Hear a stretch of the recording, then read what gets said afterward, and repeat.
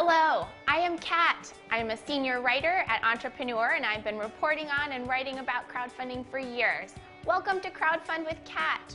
I'm really excited to talk to Alon Hillel-Tuck. He is a co-founder of the crowdfunding platform Rocket Hub, and he is here to teach us Equity Crowdfunding 101. As an equity crowdfunding campaign rolls on, what does an investor get? Why would someone consider putting their money into an equity crowdfunding campaign? How can Joe's Coffee provide an investor an amazing return on their capital?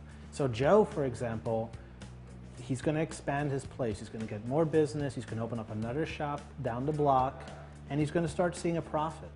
And what he might say is, I'm doing great. And you know what? I'm going to take my profit at the end of the year, and I'm going to cut it up into pieces and give each of you a share. And that's what's typically called a dividend. This is language that seems familiar from Wall Street, yes. Stocks on Wall Street. Right, so remember, Wall Street likes to use very complicated terms for very easy things. Over time, you might have given Joe $1,000, but maybe for 10, 15 years, you're going to get 4%, 5%, or 8% back every single year. And that's a great investment. But we look at the big technology company, the Oculus of the world, right? The ones who raised a lot of funds and then got acquired.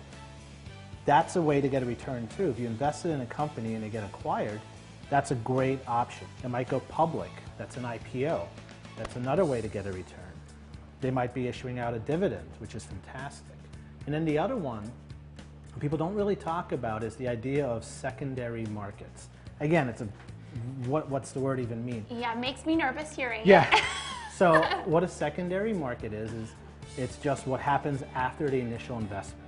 So we have what's called a primary market, and that is you investing in Joe.